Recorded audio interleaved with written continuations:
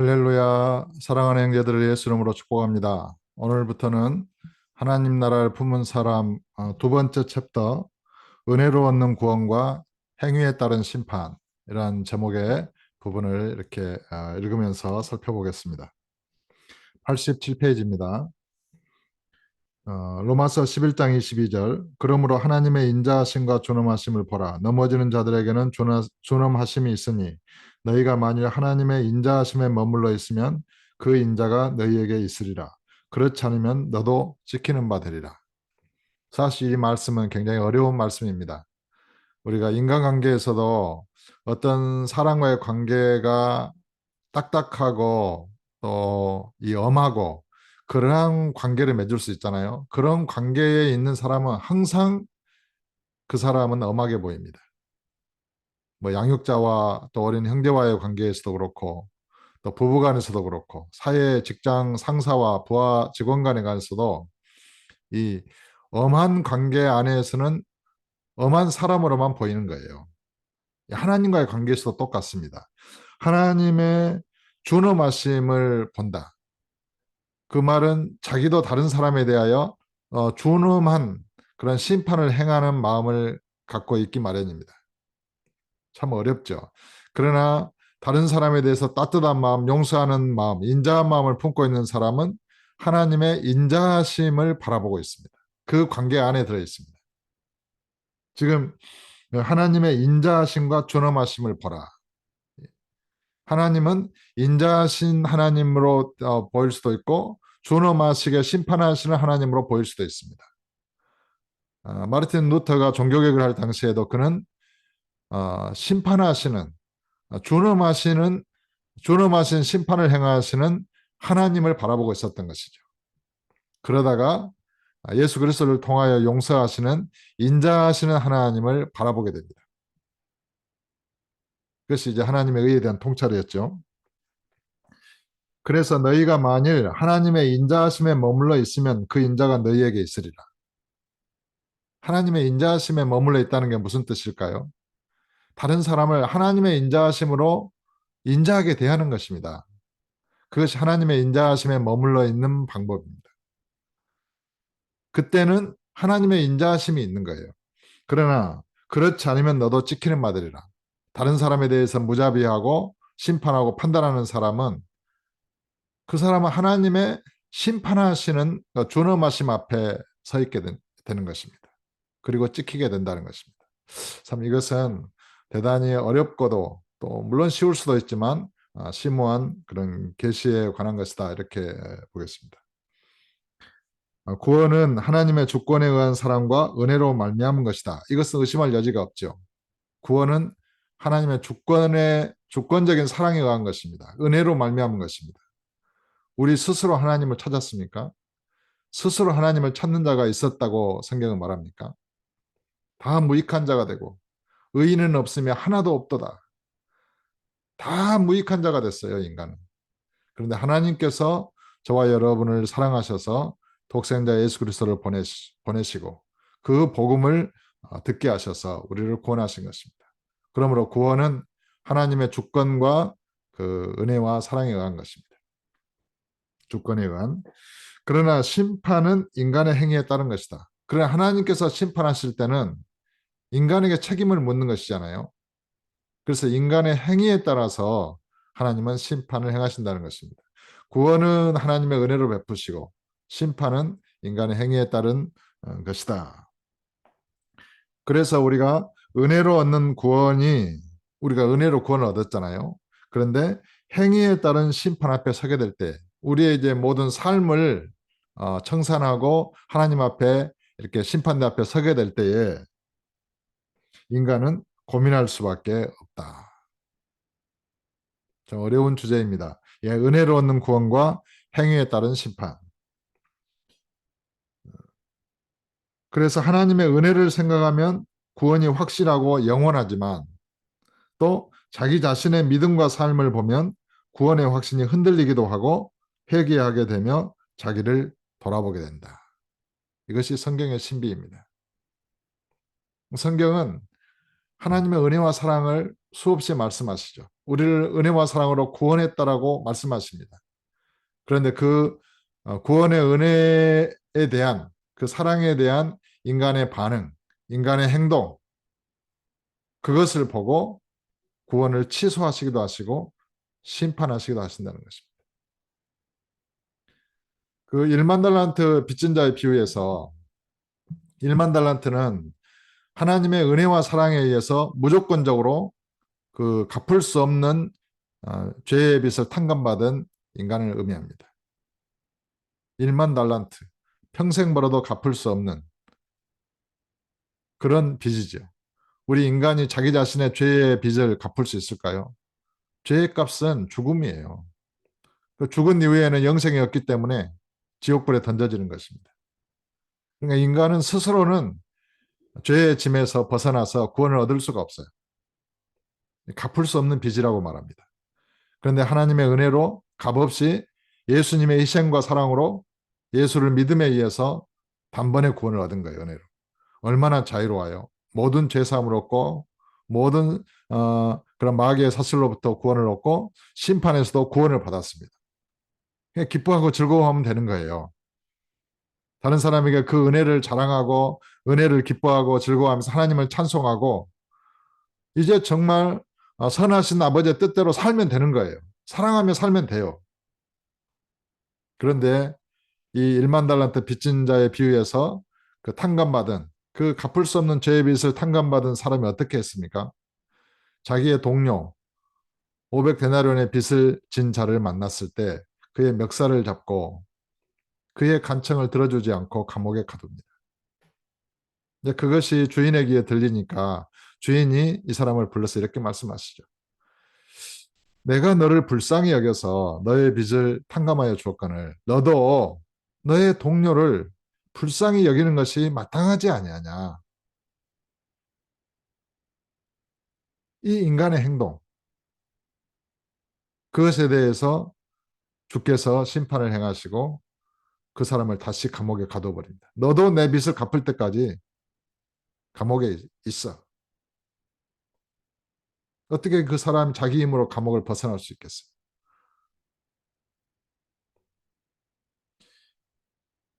우리가 구원은 예수를 믿음으로 구원을 얻었지만 구원받은 자로서의 그런 삶을 통해서 구원이 취소될 수 있다는 것입니다. 그리고 심판을 받을 수 있다는 것입니다. 여러분 어떻게 생각하십니까? 이 말씀에 동의합니까?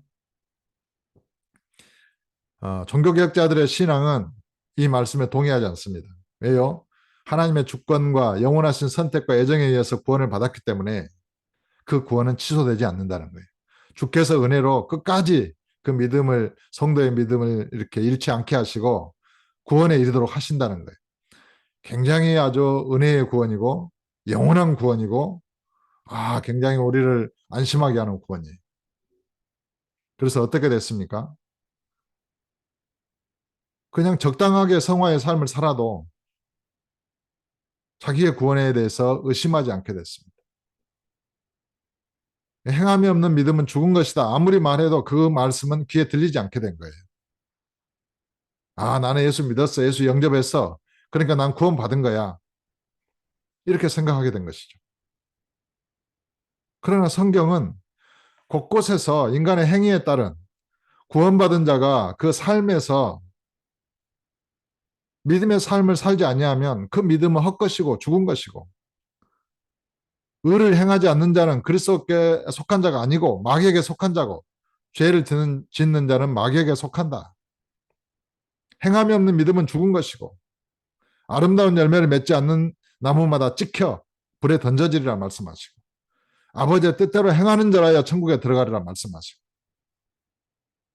사랑하지 않는 자는 하나님을 알지 못한다 말씀하시고 누구든지 주 안에 이렇게 거한다고 하는 자는 주께서 행하신 대로 저도 행할지니라 말씀하시고 주님과 사귐이 있다 하고 어두운 가운데 행하는 자는 거짓말하는 자다 말씀하시고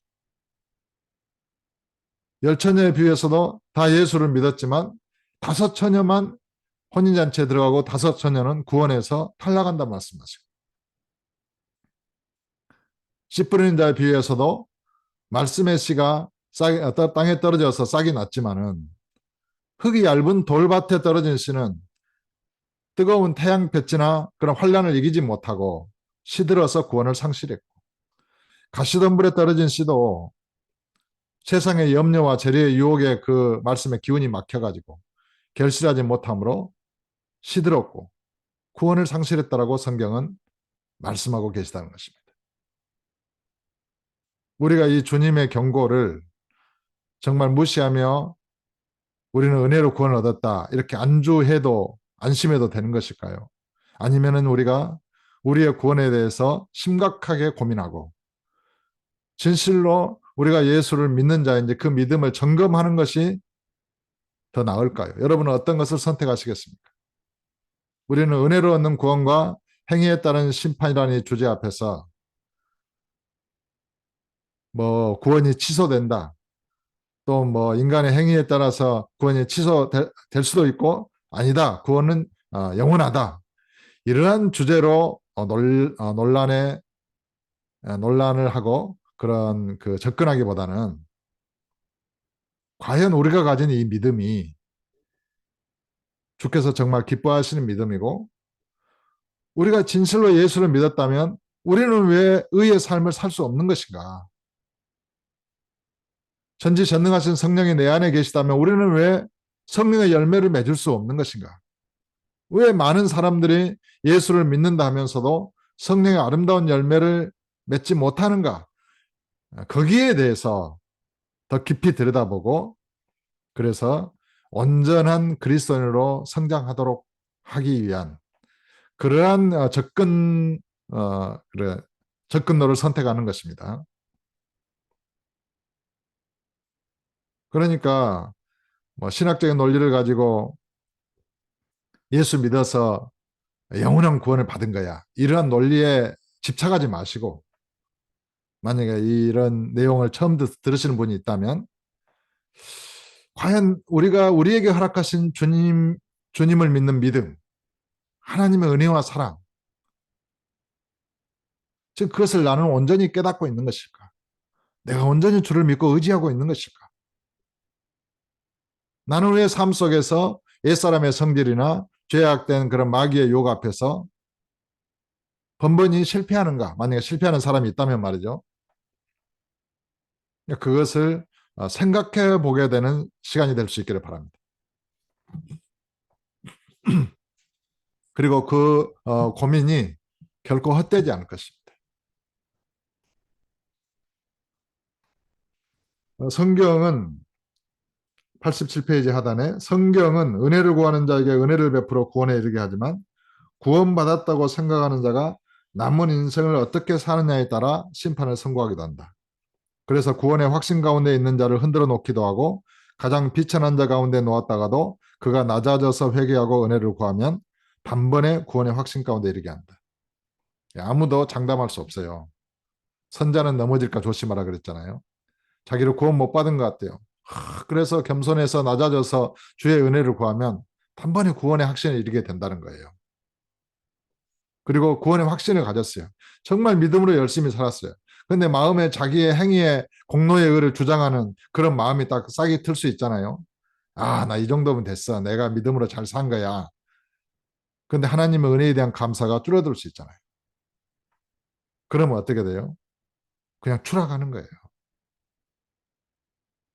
아무도 이 하나님께서 설계해 놓으신 이 성경의 신비로운 이 계시의 어떤 그런 그물망을 벗어날 수 없어요. 저조차도 말이죠. 그 누구도 벗어날 수 없어요.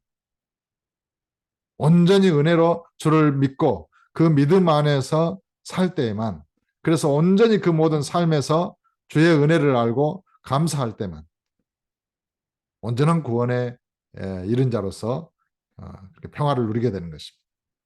그렇지 않고서는 진정한 마음의 평화를 누릴 수 없어요. 그래서 구원의 확신을 가진 자라도 자기를 돌아볼 줄 모르고 자기의 죄악된 마음과 생각과 삶을 회개할 줄 모르고 은혜로 구원을 받았다는 사실에만 집착하여 마음대로 살고 자기 고집대로 사는 자에게는 결코 천국에 들어가지 못하도록 한다.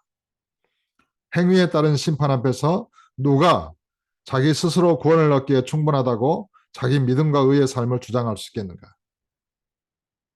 왜 성경은 이러한 구조로 되어 있을까? 왜 율법과 복음의 구조로 되어 있으며 다시 행위에 따른 심판의 모습으로 되어 있을까? 계시록 2장 7절에 보면은 귀 있는 자는 성령이 교회들에게 하시는 말씀을 들을지어다. 이기는 그에게는 내가 하나님의 낙원에 있는 생명나무의 열매를 주어 먹게 하리라. 이기는 자에게는. 만약에 진다면요. 마귀에게 지고 죄에게 진다면요. 생명나무의 열매를 먹지 못해요. 지금 그 말씀을 하고 계시는 거죠. 그런데 성경은 요한복음 5장 24절에서 내가 진실로 진실로 너희에게 이르노니 내 말을 듣고 또 나 보내신 이를 믿는 자는 영생을 얻었고 이미 영생을 가지고 있대요. 심판에 이르지 아니하나니 심판에 이르지 않는데요. 사망에서 생명으로 옮겼느니라. 주님께서 말씀하셨잖아요. 그러면 이 두 말씀이 충돌하는 거 아니에요? 우리는 이미 예수를 믿음으로 심판을 받지 아니하고 사망에서 생명으로 옮겨졌고 우리는 이미 영생을 가졌고 우리는 이미 하나님의 자녀가 되는 권세를 가진 자잖아요. 하나님을 아바 아버지라 불러요. 그런데 계시록은 귀 있는 자는 성령이 교회들에게 하시는 말씀을 들을지어다. 이기는 그에게는 내가 하나님의 낙원에 있는 생명나무의 열매를 주어 먹게 하리라. 반대로 실패하는 자에게는 지는 자에게는 마귀에게 지고 죄에게 지는 자에게는 생명나무의 열매를 먹지 못할 것이다. 그들은. 또 한편으로는 우리는 이미 영생을 가지고 있고 심판에 이르지 아니하고 사망에서 생명의 나라로 옮겨졌다. 이걸 어떻게 우리가 해석해야 되는 것입니까? 어떻게 이걸 해결할 수 있는 것입니까? 사실 많은 사람들이 은혜로 구원을 얻었기에 행위에 따른 심판을 중요하게 생각하지 않았다. 의로운 삶의 실패에도 구원은 흔들리지 않을 것이라고 확신했다. 종교개혁자들의 구원론은 이러한 생각을 견고하게 지지해 주었다. 종교개혁자들은 구원은 인간의 행위가 포함되지 않고 오직 은혜로 믿음으로 구원을 얻는 것이다. 그리고 구원받은 자로서 구원받은 이후에 구원받은 자로서 점진적인 성화의 삶을 살아가는 것이다. 그러니까 성화의 삶에 실패해도 우리가 믿음의 삶에 실패해도 구원을 의심하지 않게 된 거예요. 그러나 계시록은 이기는 자에게만 생명나무의 열매를 주어서 먹게 할 수 있겠다는 거예요. 지는 자에게는 성화의 삶에 실패하는 것이 지는 것이죠. 죄에게 지고 마귀에게 지는 것이죠. 그런 자들에게는 생명나무의 열매를 주지 않을 것이라는 것입니다. 이걸 어떻게 받아들일까요?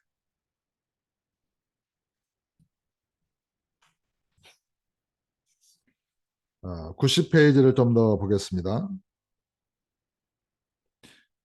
우리 일만들한테 빚진 자를 처음에 얘기했는데 마지막에 주께서 이렇게 말씀하십니다. 너희가 각각 마음으로부터 형제를 용서하지 아니하면 나의 하늘 아버지께서도 너희에게 이와 같이 하시리라.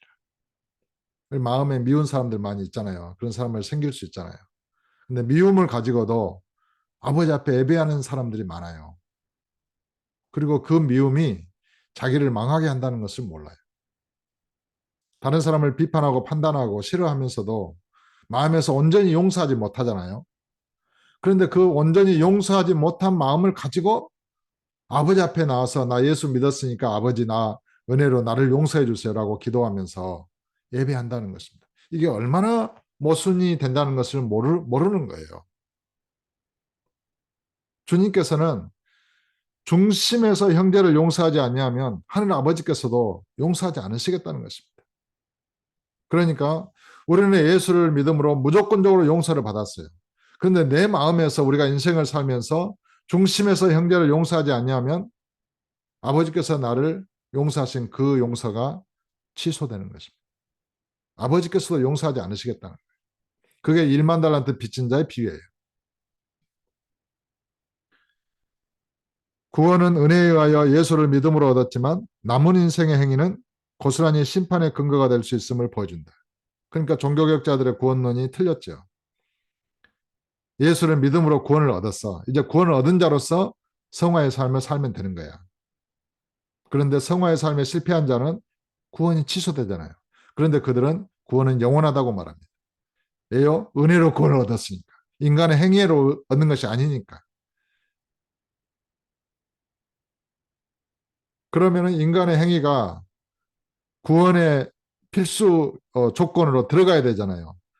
그래서 예수를 믿음만으로 안 되고 인간의 선한 행위가 반드시 있어야 돼. 이렇게 주장하려고 하면은 카톨릭의 구원론이 되는 거예요. 예수를 믿어서 은혜로만 구원을 얻는 것이 아니라 반드시 인간의 선한 행실이 있어야 돼. 왜요? 인간의 선한 행실이 삶에서 죄와 마귀에게 지고 실패하면 구원을 상실하니까요.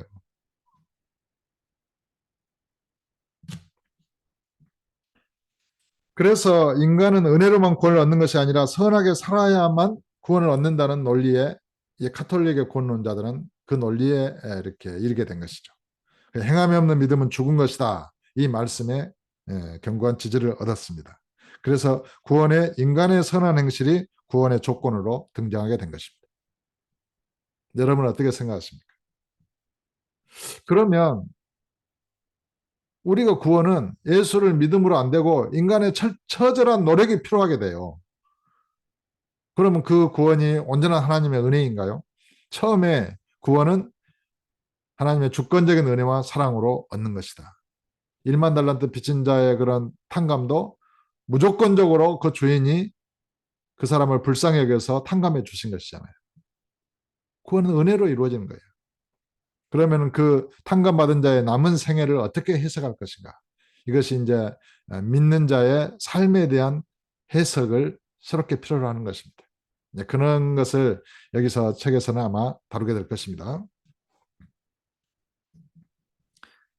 어, 인간의 행위를 믿음의 행위로 규정하고 율법의 행위에서 탈출했다 하더라도 내가 예수를 믿어서 믿음으로 살잖아요. 그 믿음의 삶에 율법의 행위가 이제 없다고 해도 인간의 삶이 심판의 근거가 되어버리면 역시 인간의 행위는 구원의 근거도 되어버리는 것처럼 인식되는 것이다. 이게 문제예요.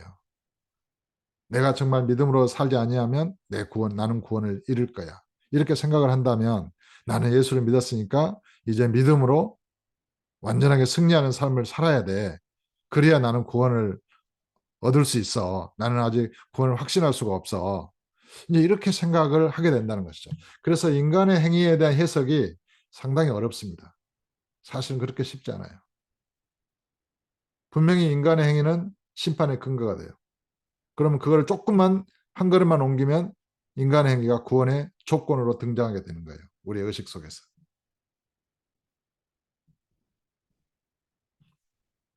우리가 믿음으로 선한 삶을 살고 의로운 삶을 살면서도 은혜로 말미암은 구원의 은혜를 감수하지 않고 은혜를 극대화할 수는 없을까? 그것은 우리의 믿음의 삶이 완전한 은혜다. 이런 결론에 이를 때에 가능한 것으로 보여집니다. 믿음의 삶이 은혜라는 것을 확고하게 증명하면 되는 거예요. 그래서 구원의 시작도 은혜요. 구원의 완성도 은혜요. 모든 믿음의 삶도 은혜라고 주장할 수 있게 되면 되는 것입니다. 그럼 은혜로 구원을 얻는 것이잖아요. 인간의 노력이 아니라. 자, 이것이 은혜로 말미암은 구원과 인간의 행위에 따른 심판의 주제 가운데서 등장하는 굉장히 중요한 논리입니다. 우리가 예수를 믿어서 구원을 얻었고 그 믿음의 삶도 은혜로 말미암아 아름다운 열매를 맺는 삶을 사는 것이고 그래서 온전히 구원의 은혜로 믿음의 삶을 살면서도 아름다운 인간의 선한 그런 성령의 아름다운 열매를 맺는 인간의 삶도 완전한 하나님의 은혜이기 때문에 구원에 따른 구원에 대한 하나님의 은혜는 반감되지 않는다는 것입니다. 이런 구도를 어떻게 이렇게 잘 정립할 수 있게 될지 여러분 계속해서 이 행위의 은혜로 말미암은 구원과 행위에 따른 심판 이 주제를 가지고 한 주간 이렇게 기도하면서 묵상하면서 또 이렇게 책을 읽으면서 이렇게 생각하며 기도하는 시간들이 되어지기를 예수 이름으로 고민합니다.